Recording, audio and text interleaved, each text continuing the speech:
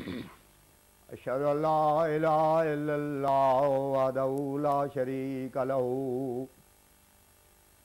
واشہد ان محمدا عبدہ ورسولہ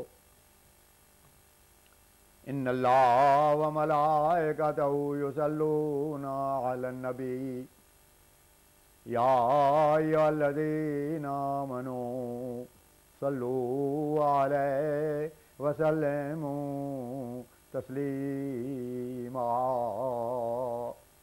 اللہم صل علی سیدنا و مولانا محمد وعلی آل سیدنا و مولانا محمد وبارک وسلم انکا حمید مجید۔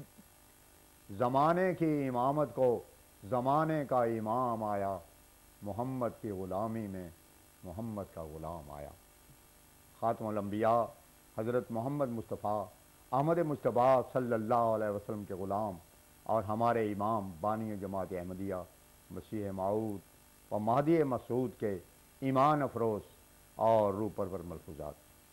31 مارچ 1901 حضرت اقدس مسیح موعود علیہ السلام نے 31 مارچ 1901 کو ایک مرگ آرا خطاب فرمایا، سب صاحب اس بات کو سن لیں کہ چونکہ ہماری یہ سب کارروائی خدا ہی کے لیے ہے، وہ اس غفلت کے زمانے میں اپنی حجت پوری کرنا چاہتا ہے، جیسے ہمیشہ انبیاء علیہ السلام کے زمانے میں ہوتا رہا ہے کہ جب وہ دیکھتا ہے کہ زمین پر تاریکی پھیل گئی ہے تو وہ تقاضا کرتا ہے کہ لوگوں کو سمجھاوے اور قانون کے موافق حجت پوری کرے۔ اس لیے زمانے میں جب حالات بدل جاتے ہیں اور خدا تعالیٰ سے تعلق نہیں رہتا، سمجھ کم ہو جاتی ہے، اس وقت خدا تعالیٰ اپنے کسی بندے کو مامور کر دیتا ہے تاکہ غفلت میں پڑے ہوئے لوگوں کو سمجھائے، اور یہی بڑا نشان اس کے مامور ہونے پر ہوتا ہے کہ وہ لفظ طور پر نہیں آتا بلکہ تمام ضرورتیں اس کے وجود پر شہادت دیتی ہیں، جیسے ہمارے پیغمبر خدا صلی اللہ علیہ وسلم کے زمانے میں ہوا۔ اعتقادی اور عملی حالت بالکل خراب ہو گئی تھی، اور نہ صرف عرب کی بلکہ کل دنیا کی حالت بگڑ چکی تھی، جیسا کہ اللہ تعالیٰ نے فرمایا ہے ظہر الفساد فی البر والبحر، سورہ روم آیت 42۔ اس فساد عظیم کے وقت خدا تعالیٰ نے اپنے کامل اور پاک بندے کو مامور کر کے بھیجا، جس کے سبب سے تھوڑی سی مدت میں ایک عجیب تبدیلی واقع ہو گئی۔ مخلوق پرستی کی بجائے خدا تعالیٰ پوجا گیا، بدعمالیوں کی بجائے اعمال صالحہ نظر آنے لگے۔ ایسا ہی اس زمانے میں بھی دنیا کی اعتقادی اور عملی حالت بگڑ گئی ہے، اور اندرونی اور بیرونی حالت انتہا تک خطرناک ہو گئی ہے۔ اندرونی حالت ایسی خراب ہو گئی ہے کہ قرآن تو پڑھتے ہیں مگر یہ معلوم نہیں کہ کیا پڑھتے ہیں۔ اعتقاد بھی کتاب اللہ کے برخلاف ہو گئے ہیں اور اعمال بھی۔ مولوی بھی قرآن کو پڑھتے ہیں اور عوام بھی، مگر تدبر نہ کرنے میں دونوں برابر ہیں۔ فرمایا اگر غور کرتے تو بات کیسی صاف تھی۔ قرآن شریف سے معلوم ہوتا ہے کہ پیغمبر خدا صلی اللہ علیہ وسلم کو اللہ تعالیٰ نے مثیل موسیٰ پیدا کیا ہے۔ بات یہ ہے کہ اللہ تعالیٰ ایک سلسلہ پیدا کرتا ہے، پھر جب اس سلسلے پر ایک دراز عرصہ گزرنے کے بعد ایک قسم کا پردہ سا چھا جاتا ہے تو اللہ تعالیٰ اس کے بدلے میں اور سلسلہ اسی رنگ میں قائم کر دیتا ہے۔ قرآن شریف سے دو سلسلوں کا پتہ لگتا ہے۔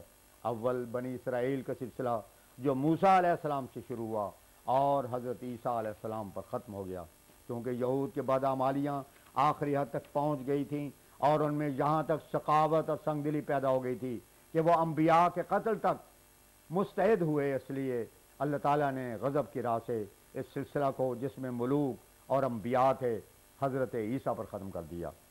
فرمایا میں ہمیشہ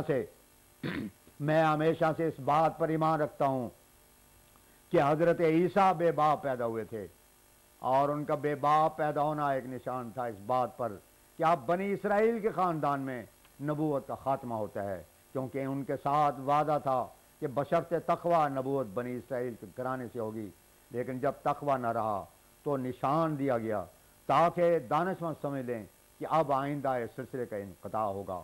غرض حضرت عیسیٰ علیہ السلام پر بنی اسرائیل کی نبوت کا خاتمہ ہو گیا۔ پہلی کتابوں میں بھی اللہ تعالیٰ نے وعدہ کیا تھا کہ بنی اسماعیل میں بھی ایک سلسلہ اسی سلسلے کا ہم رنگ پیدا ہوگا، اور اس کے امام و پیشوا اور سردار محمد رسول اللہ صلی اللہ علیہ وسلم ہوں گے۔ تورات میں بھی یہ خبر دی گئی تھی۔ قرآن شریف نے بھی فرمایا کما ارسلنا الی فرعون رسولا، سورہ مزمل آیت 16، یعنی جیسے تورات میں مانند کا لفظ تھا، قرآن شریف میں کما کا لفظ موجود ہے۔ حضرت صلی اللہ علیہ وسلم بالاتفاق مسیح موسیٰ ہیں۔ سورہ نور میں بھی ذکر فرمایا گیا ہے کہ سلسلہ محمدیہ موسویہ سلسلے کا مسیح ہے۔ حضرت موسیٰ اور حضرت عیسیٰ علیہ السلام کے درمیان انبیاء کا ذکر قرآن شریف نے نہیں کیا۔ لم نخصص کہہ دیا، یہاں بھی سلسلہ محمدیہ میں درمیانی خلفاء کا نام نہیں لیا۔ جیسے وہاں ابتدا اور انتہا بتائی، یہاں بھی یہ بتا دیا کہ ابتدا مسیح موسیٰ سے ہوگی اور انتہا مسیح عیسیٰ پر۔ گویا خاتم الخلفاء وہی ہے جس کو دوسرے لفظوں میں مسیح موعود کہتے ہیں۔ موعود اس لیے کہتے ہیں کہ اس کا وعدہ کیا گیا تھا۔ وعد اللہ الذین آمنوا منکم وعملوا الصالحات، اس آیت میں خلفاء کے تقرر کا جو وعدہ اللہ تعالیٰ نے کیا تھا، اسی وعدہ میں وہ خاتم الخلفاء بھی شامل ہے، اور نص قرآنی سے ثابت ہوا کہ وہ موعود ہے۔ جو خط ایک نقطے سے شروع ہوگا وہ ختم بھی نقطہ پر ہی ہوگا۔ پس جیسے وہاں خاتم مسیح ہے، یہاں بھی خاتم الخلفاء ہے۔ اس لیے یہ اعتقاد اسی قسم کا ہے کہ اگر کوئی انکار کرے کہ اس امت میں مسیح موعود نہ ہوگا، وہ قرآن سے انکار کرتا ہے اور اس کا ایمان جاتا رہے گا۔ اور یہ بالکل واضح بات ہے، اس میں تکلف اور تصنع اور بناوٹ کا نام نہیں ہے۔ پھر جو شک و شبہ کرے وہ قرآن شریف کو چھوڑتا ہے۔ فرمایا اللہ تعالیٰ نے اس کو کئی صورتوں میں بیان فرمایا ہے۔ اول تو یہی سورہ نور، دوسری سورہ فاتحہ جس کو ہر نماز کی ہر رکعت میں پڑھتے ہیں۔ اس صورت میں 3 گزشتہ فرقے پیش کیے گئے ہیں، ایک وہ جو انعمت علیہم کے مصداق ہیں، دوسرے مغضوب، تیسرے والدین۔ مغضوب سے یہ مخصوصاً مراد نہیں کہ قیامت میں یہ غضب ہوگا، کیونکہ جو کتاب اللہ کو چھوڑتا اور احکام الہی کی خلاف ورزی کرتا ہے ان سب پر غضب ہوگا۔ مغضوب سے مراد بالاتفاق یہود ہیں اور الضالین سے نصارہ۔ اب اس دعا سے معلوم ہوتا ہے کہ منعم علیہ فرقے میں داخل ہونے اور باقی دو سے بچنے کے لیے دعا ہے، اور یہ سنت اللہ ٹھہری ہوئی ہے۔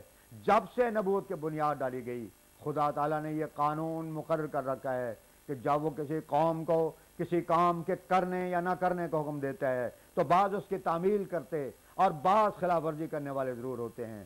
پس بعض منعم علیہ، بعض مغضوب اور بعض ضالین ضرور ہوں گے۔ فرمایا اب زمانہ بآواز بلند کہتا ہے، اب زمانہ بآواز بلند کہتا ہے کہ سورہ شریف کے موافق ترتیب آخر سے شروع ہو گئی ہے۔ آخری فرقہ نصارہ کا رکھا ہے۔